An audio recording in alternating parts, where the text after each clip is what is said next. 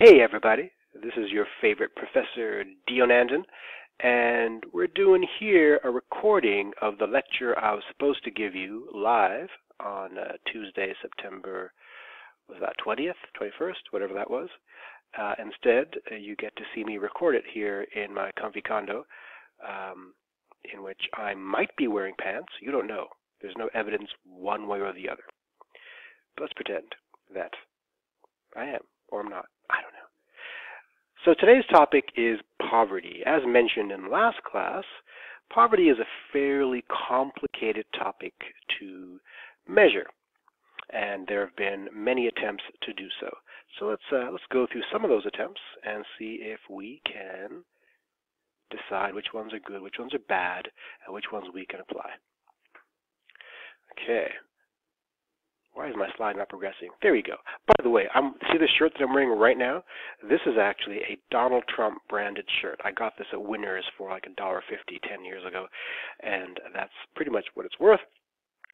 I actually like it. It's actually a pretty nice shirt, and I don't want to give it up because it is a nice shirt, even though it's got the spore of the Trump on it, and I might be catching some douchey disease.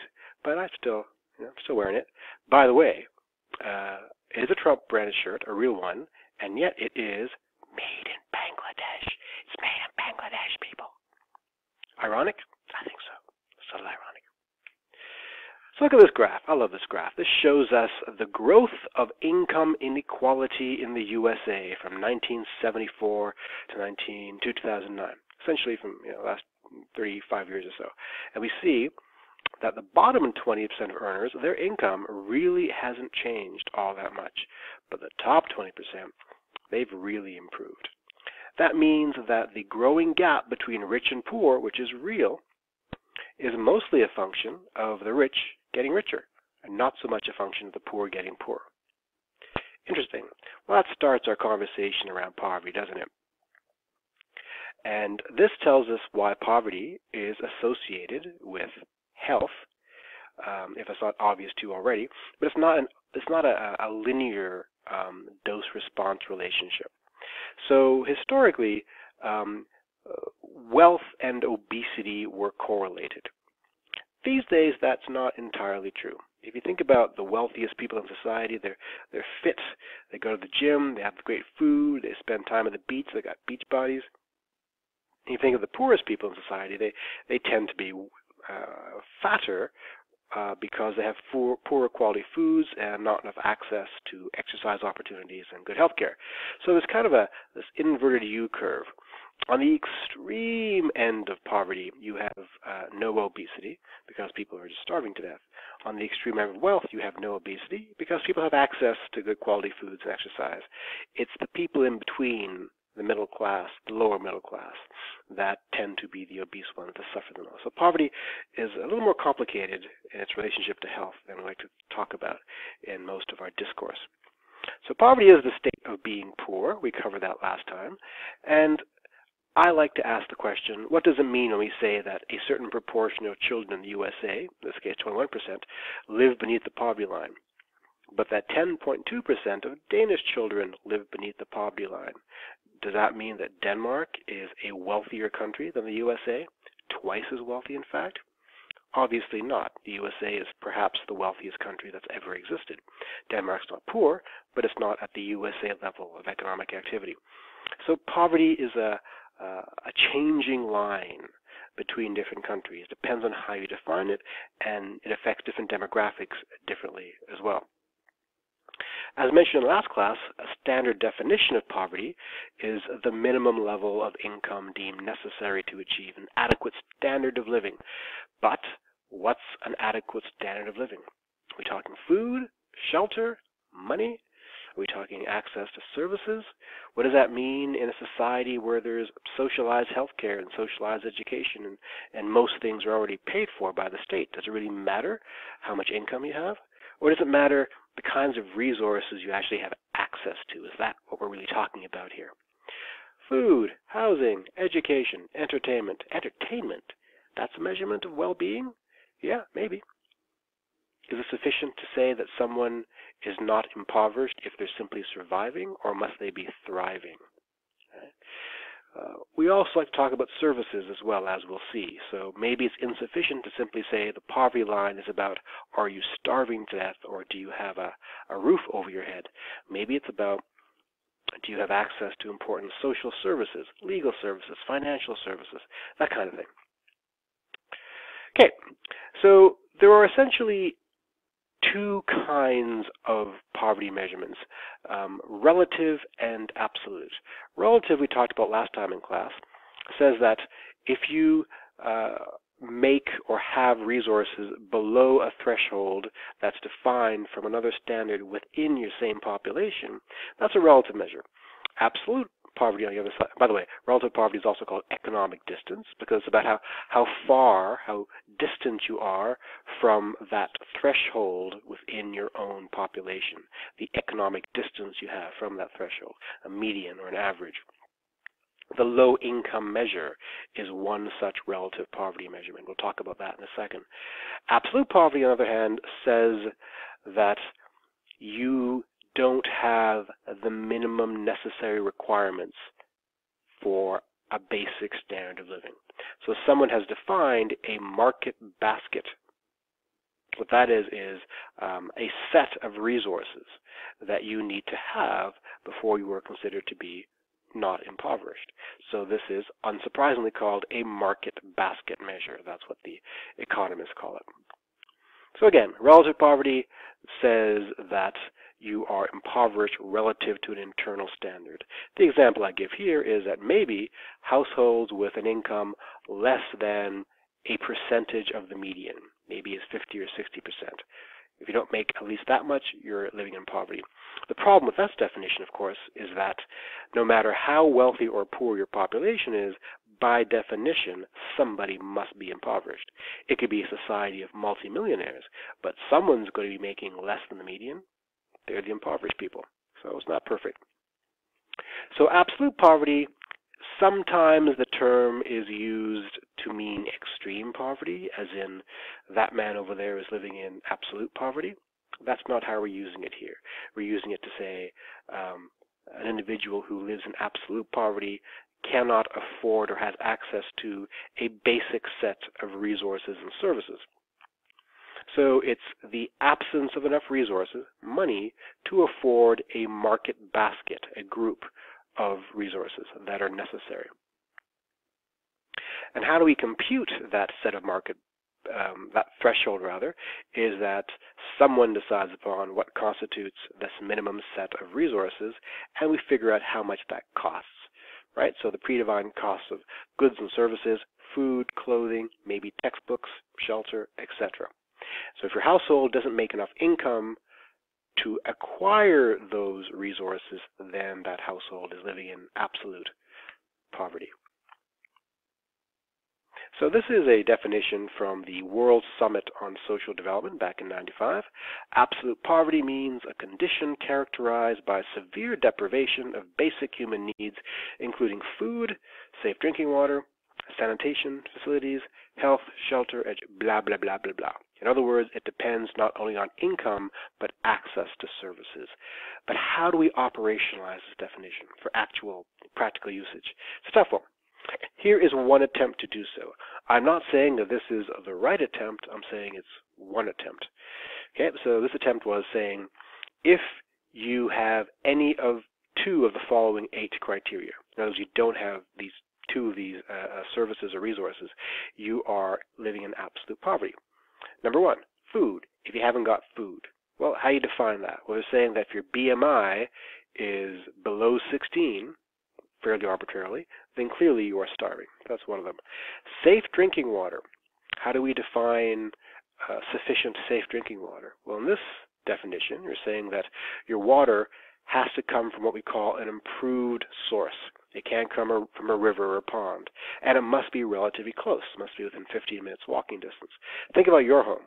Think about how many sources of fresh water you have less than a minute walk away, whether it's your kitchen sink, your bathroom sink, your tub, even your toilet bowl is a source of fresh water. So we're literally swimming in way too much access to clean water, but a lot of people don't have that.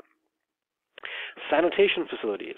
How do we operationalize that? Well, we say that you must have toilets, and they must be nearby, whatever that is, and accessible. So they can't be on top of a tree, for example. Health. You must have access to certain aspects of healthcare. What aspects? Well, reproductive aspects we tend to think of as being fairly critical, but also serious illness. So I guess, a gunshot wound or something like that. So shelter. How does one define adequate shelter? Well, in this definition, we're saying that you can't have more than 4 people living in a room, and the floors must not be made out of dirt, mud, or clay. This is a recurring definition, as you'll see. For some reason, the experts seem to think that the quality of the floor is indicative of the quality of that dwelling. We never talk about the quality of the roof, which I think is interesting, but that's what we have here. Number 6, you are possibly impoverished if somebody in your home did not attend school and learn how to read. This last 2 are interesting. So information. Do you have access to newspapers, radios, television, even computers? Right? Anything that allows you to interact with your society. 50 years ago, this would not have been a concern, but now we realize that to have a full, thriving life, you must be interacting with your society and having access to information from that society. Do you know if there's an election happening? If so, do you know where to vote? If you don't have that information, you can't participate in society. Lastly, access to services. It's kind of vague, but do you have access to a lawyer, to a bank, whatever it might be?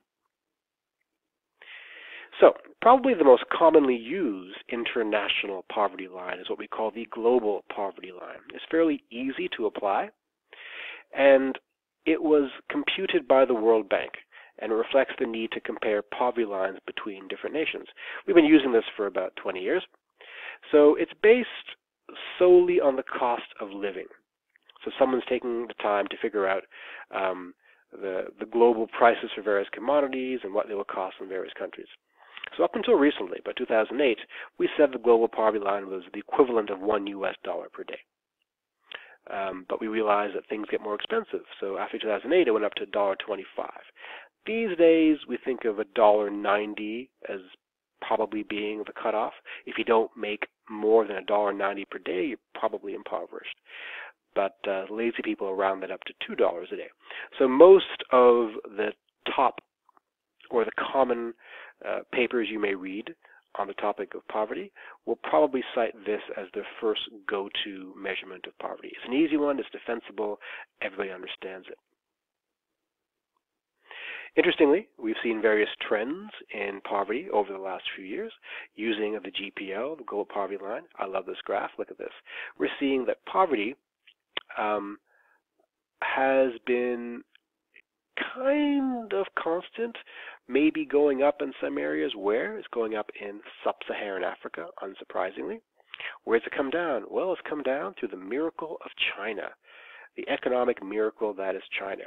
And considering the population of China, their vast improvement here is driving of the world average.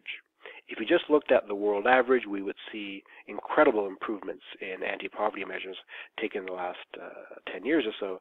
In my opinion, that's driven almost entirely by the East Asian miracle. So we have to drill down further geographically to see the true story, which is that some places, like sub-Saharan Africa, are still struggling, if not getting worse. So Canada uses something called a low-income cutoff, a LICO, which is a combination of relative and absolute measures, probably more relative than anything else. So it's an income threshold below which a household or family or individual is probably going to devote the biggest chunk of their income on the necessities.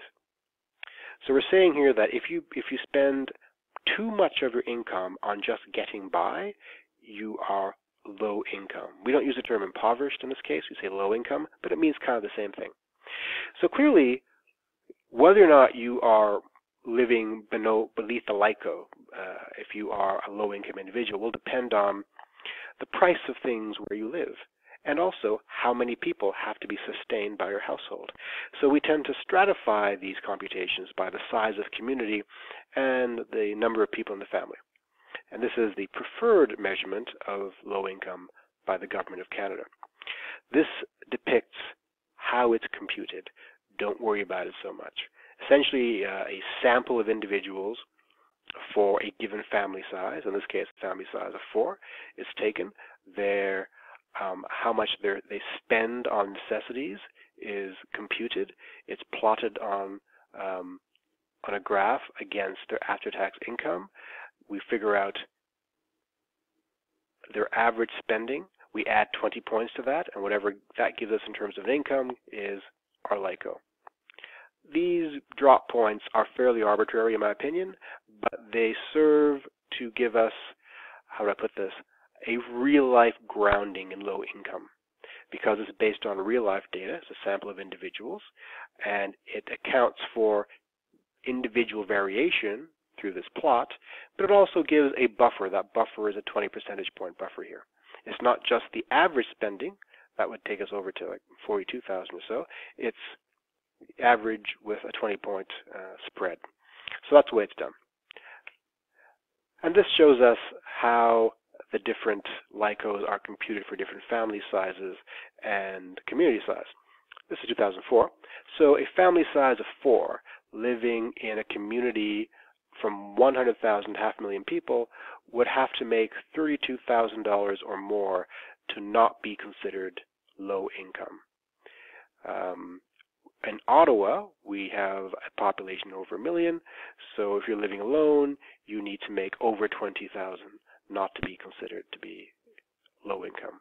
Note that there's a separate computation for rural communities, because we do acknowledge that urban and rural existences are quite distinct. Okay. This graph shows us a comparison of LICOs and MBM. MBM is the market basket method. That's the absolute poverty measurement, using a set of predetermined necessities that one requires to thrive. And the takeaway message from this graph is that they are comparable. The LICO and the MBM seem to be going in more or less the same direction, which tells us that they're measuring more or less the same thing, but not entirely the same thing, because there are some differences here.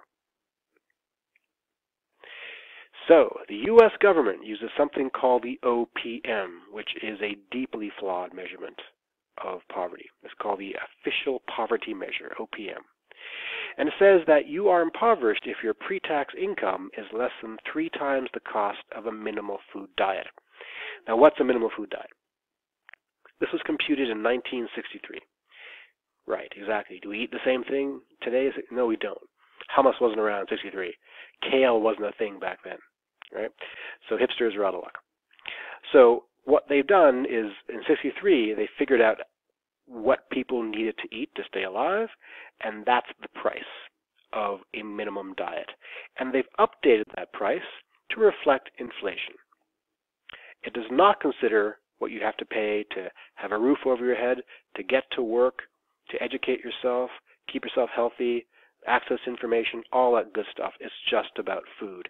It also doesn't consider variations in diet. So vegetarians are out of luck. I'm pretty sure, I'm just guessing here, I'm pretty sure that 63 diet was essentially a bologna sandwich on white bread. I don't know.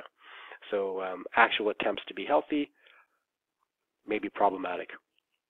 As a result of the criticisms of the OPM, a new measurement was suggested. This is called the Supplemental Poverty Measure, the SPM. It's not official. The OPM is still the preferred American way of computing these things. But starting in 2010, they started to compute the SPM as well, as an addition to the OPM. So the SPM accounts for the things like we talked about, not just food, but clothing and shelter and utilities, so phone, internet maybe, gas, etc. It also accounts for how much taxes you paid and government benefits you received. Think about that for a second. So you're probably less impoverished if you're getting government assistance, right? Because ultimately we're measuring here not income, we're measuring do you have access to necessities. If the government is giving you those things, then you don't need to buy them yourself, so your income is slightly less important. Also, if you're paying lots of tax, then your income is not appropriately reflecting how much money you have. So the tax rate has to be considered. This graph shows us how the SPM relates to the OPM when they're graphed on the same page. So from 1959 to today, all we had was the OPM. That's the yellow line. Starting in 2010, we had the SPM as well. Notice it's trending pretty much the same way, okay? But it's 1% higher, which means that the SPM and the OPM are both responding to the same social forces, but the SPM is more inclusive of impoverished people who probably were not acknowledged as being impoverished under the OPM method. Okay, let's change tack a little bit here. The UN computes a thing called the HDI, the Human Development Index, and it's a measurement of just how great your country is, right? It's a composite score of life expectancy, education, and income. Life expectancy is a proxy measurement for health. Education is education, and income is how much stuff you got, right? So essentially, those three things are meant to determine how much you are able to be and do everything you want. So a country with a very high HDI score has citizens with good health, good education, and enough money to do the stuff they want to do. The HDI ranges from 0 to 1. So 1 is the absolute best score and 0 is crappy. Canada tends to score relatively highly, but every year it's usually a Scandinavian country and sometimes New Zealand that ranks on top. So we're always striving to have a very high HDI. We brag about it to the world. But the important takeaway here is that it's based on three dimensions again. Some degree of health, some degree of education, and something regarding resources, income usually. This shows us what the most recent HDI was in 2010. Norway had the highest one in the world at 0.9. I mentioned India's score here in the top right because last time I gave this presentation I was in India and I was trying to make this Indian relevant. Where's Canada? Canada's down here. We're tied with New Zealand and Ireland. That's not bad. That's not bad company. I like that. USA is above us, which is surprising to me, but there it is, right? But we're not doing too badly. We're close to 1. Now, related to the HDI is the HPI. The HPI is the Human Poverty Index. And it's very similar to HDI in how it measures these three domains. Health, or longevity, education, or literacy. Is literacy really a proxy measurement of education? Maybe. And some measurement of resources, in this case, standard of living. Maybe that's income, maybe that's something else. So HPI, again, is based on longevity, literacy, standard of living. The thing about the HPI is that it computes things differently for a high-income country versus a low-income country. It has a different formula for it. In fact, for high-income countries, they also include a fourth dimension beyond health, education, and income. They include social exclusion. That's interesting, isn't it? Why is that relevant? Well, we're getting into the societal interaction aspects of being impoverished now. Is it sufficient to say that one is not impoverished if one has stuff, or must one also be engaged in one's society and be a social animal? Well, many people think the latter. I think it's odd that it's only included for high-income countries, as if poor people in poor countries don't also deserve social inclusion, but we'll see. We'll see how that looks. So this is the formula for low-income countries. Don't be too concerned for the formula. It's just a formula. The important takeaway here is the way in which they're measuring these three things. So the health aspect is based on your probability of making it to your society's expected life expectancy. So for poor countries, they're saying that 40. 40 is what you should be aiming for. If you can't make 40, something's wrong. So the probability at birth of not making it to 40 is the first dimension here. The second, the measurement of education, is literacy, so the adult literacy rate. And lastly, the standard of living domain. So for this one, for poor countries, they use the average population that don't have access to an improved water source, combined with the percentage of children who are underweight for their age. Again, an improved water source is water that's not from a river or a pond. It comes out of a tap. It's gone through some process of cleaning and processing. But for high-income countries, the formula is given this way, and there are, again, 4 domains here. So for low-income countries, it was not surviving to 40. For high-income countries, we say 60. They should expect to live to at least 60. Instead of a literacy rate, we have just adults lacking functional literacy skills. I don't really see a distinction between those two. Maybe I'm not seeing it clearly, but it seems to me that they're kind of saying the same thing, but whatever. And for the income aspect, we're looking at the population below the income poverty line. What's the income poverty line? 50% of the median disposable income. This is obviously a relative poverty measure, P3 over here. I'll say this again. So the relative poverty measure, in this case, is you're impoverished if you make beneath 50% of your society's median income. So the population that makes under that cutoff is our P3 here, our third domain of this HPI computation. The last domain here is supposed to be a measurement of social exclusion. And they've decided that unemployment is going to be their proxy measurement of social exclusion. If you don't have a job, then you're not engaging in the important institutions of your society. You're probably not going to work. Well, you're not because you haven't got a job. Therefore, you're not socializing with coworkers. You probably haven't got enough money to go and do other things like go to restaurants and movies and so forth. So that's their 4 dimensions for computing the HPI for high-income countries.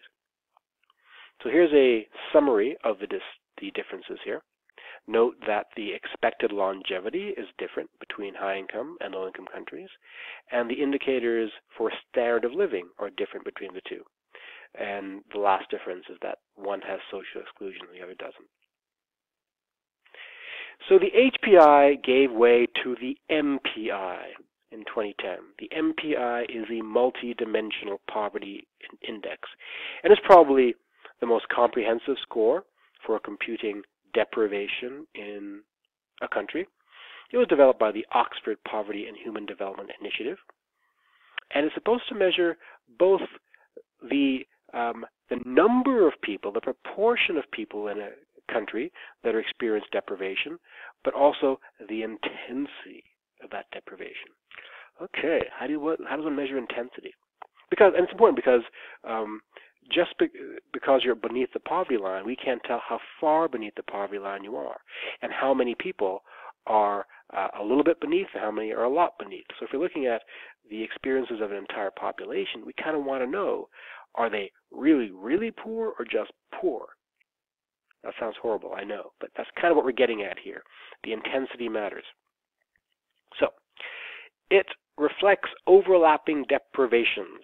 So we're going to be looking at things that individuals tend to be deprived of. And we're saying that if you're deprived of somewhere between 20 and 33% of the indicators that we're going to look at, then you are vulnerable to poverty. And if you're deprived of half or more, then you're in severe poverty. We're going to work through an example so it becomes more clear. But first, this is the formula. The MPI is H times A. And from this computation, you get a score from 0 to 1, where 1 is bad. You want to be low on this score. Remember the HDI, Human Development Index, 1 was good. Here, 1 is bad, right? So closer to 1, the more impoverished you are. So H is the percentage of people who are multidimensionally poor. What does multidimensionally poor mean? You're going to see. So in other words, the percentage of people who experience the indicators that we're about to look at. And A is the intensity of that poverty. We're going to see what that looks like in a second. So much like the HPI that it replaces, the MPI also relies on 3 domains of poverty. Remember, the HDI looked at some measurement of health, some measurement of education, and some measurement of standard of living. The HPI also looked at some measurement of health, some measurement of education, some measurement of standard of living, and for high-income countries, some measurement of social exclusion. For the MPI, we're also going to look at education, health, and standard of living. That's the recurring theme in all these major measurements of poverty. And this is how they define or operationalize health, education, and standard of living. For health, the MPI cares about food and whether the kids are dying. Now in class we talked about the importance of looking at child mortality. A society will always prioritize the welfare of its children. And if it can't do that, that means it's really screwed up a little bit. It's really struggling to get its resources in order. So nutrition and child mortality are the important indicators for health. For education, we're looking at the years of schooling and whether or not people actually went to school. And for standard of living, we have these interesting indicators here. Well, they're not indicators. These are categories of indicators. Cooking fuel. Why does that matter? Well, if you're really poor, you may be using dung to cook your fuel, or wood. Wealthier people will use gas or coal. Sanitation, toilet usage. Water, again, is your water from an improved source or not? A tap versus a river. Electricity, do you have it? Again, the quality of the floors. I don't understand why they keep going for the floor, but not the roof, but there it is again, right? So is it a mud floor, a dirt floor, or is there like flooring, wood, tiles, concrete, whatever it might be? And access. Access to what? Access to services, my friend. Services. So these are the indicators that we care about. Notice they are weighted. That last column there is a weighting because they don't all count for the same amount. For child mortality, what we're asking is, has any child in the family died in the last 5 years? For nutrition, are any people in the family malnourished? Now, I don't know what malnourished means in this context, but I'm sure there's an operational aspect of this. For education, has anyone in the household not completed 5 years of schooling? So that's anybody. If one person hasn't, then the entire household gets that indicator checked off. Child enrollment. Are there any school-aged children not attending school? I find it interesting that they distinguish between the two, years of schooling and child enrollment. Okay, for electricity, does the household have electricity? Drinking water, we mentioned this already. Do you have access to improved water? That's within a half-hour walk. Sanitation, does the home have its own toilet facility? That's curious. So previous definitions have simply said, do you have access to a toilet? Now we're saying, does the household have its own toilet? We talked about flooring, and cooking we talked about as well. Now, the assets are things that might surprise you. Does the household have a radio, a TV, a telephone, a bicycle, or a motorcycle? You're surprised, right?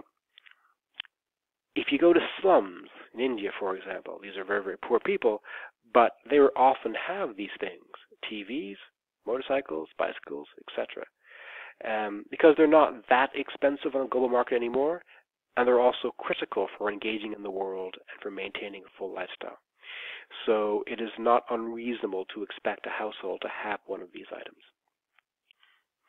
So a person is multidimensionally poor if he or she scores more than a third on the checklist.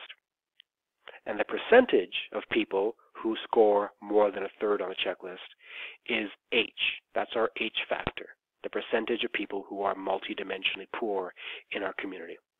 The intensity, the A factor, on the other hand, is defined as the average number of indicators checked off on that list among the people who were poor.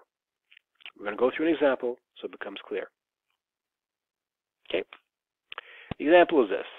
We're back to that glorious nation of Dionandia at the center of the world. And it only has 3 people living in it now because everyone left. The cooties and the diarrhea got too much. Only Aparna, Chanel, and Justina remained. God bless them. And we're going to compute and collect our indicator data for these 3 individuals and compute an MPI for Dionandia. By the way, these are pictures from Aparna, Chanel, and Justina. I got that from their Facebook profiles. Very accurate. Looks just like them. So this is what their data looks like. No one's got dead kids in their home. Everyone's well fed. Years of schooling. Well, Aparna and Chanel have 1 person in their home who didn't go to school. Chanel's got someone in her home, a child that's not going to school. Chanel also doesn't have electricity. Chanel also doesn't have good water. Let me see here. Justina doesn't have electricity and access to water, also doesn't have a toilet. Sorry, Justina, that sucks. Flooring. None of these people have good quality floors, and Aparna and Justina use some pretty problematic cooking fuels. Chanel is forking out for the good stuff. And lastly, only Aparna's got a radio, and the other two just don't. So if we add up all of these points, we get a score of that. 0.33 for Aparna, 0.5 for Chanel, and 0.28 for Justina. Which ones are multidimensionally poor? Well, the ones that score a third or higher. Who scored a third or higher? Aparna and Chanel did. So Aparna and Chanel are multidimensionally poor, and Justina is not. Okay, first part done. So, what proportion of our population is multidimensionally poor? 2/3 are, or 67%. Okay, the mean score amongst those who are deemed to be poor, Aparna and Chanel, the mean score between 0.33 and 0.5 is 0.42. That's my A. So my H is 67%, and my A is 0.42.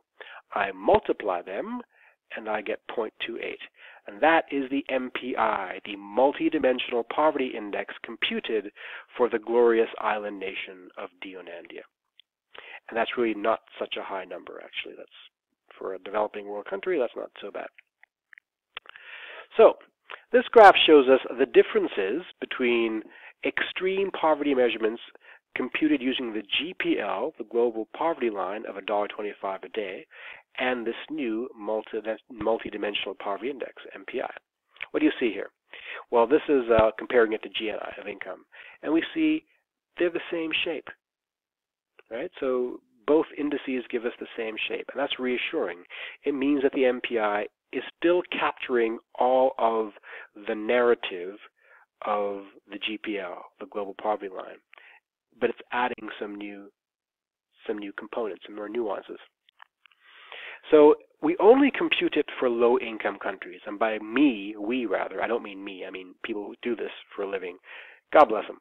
Right? So in 2016, they completed computations for over 100 countries, and this supposedly comprises 75% of everybody on Earth. They found that 1.6 billion people are poor according to the MPI, according to the multidimensional measurement. This is a map of the world showing this multidimensionality. The redder, the darker, the more poverty there is. Unsurprisingly, most of the suffering is in sub-Saharan Africa. We have a cluster of poverty in Central Asia, and a little bit in South America and Southeast Asia.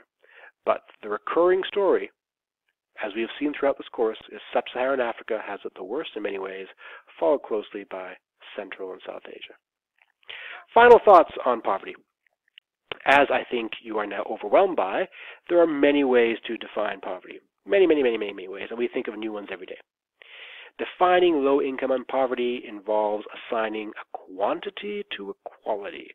This means that it's never going to be properly valid. Anytime you try to put a number to a lived state, it's going to lack some aspect of the depth and the quality and essence of that lived experience. What does it mean to be poor in a country with a good welfare system? So compare, say, a poor person in Canada to a poor person in, I don't know, Alabama, assuming they make the same amount of money. In Canada, we have socialized medicine, we have a really good welfare system, we have a pretty good public education system, etc., etc., etc. Alabama, not that great, as far as I know. So you can't simply compare poverty levels or income levels. You have to compare, in my opinion, the kinds of services they have available to them that they don't have to pay for. So what is poverty if not access to services and resources? Now, I want to leave with a question, and that question is, do you think access to information is a fundamental necessity in modern life? And if so, should that necessity be incorporated into any measurement of poverty? What kind of information? I'm talking about the internet. Now, this is an ongoing conversation that the world is having right now, as to what extent is internet access a fundamental human right? And if you're quick to dismiss this idea, think about this. These days, how do you find a job if you can't get online? How do you communicate with anybody if you can't get an email address? How do you have a social life if you can't get on social media? So the internet is quickly becoming not just a social right, but a social necessity. And maybe that needs to be incorporated into any measurement of poverty. That is all, my friends, and we'll see you in the next class.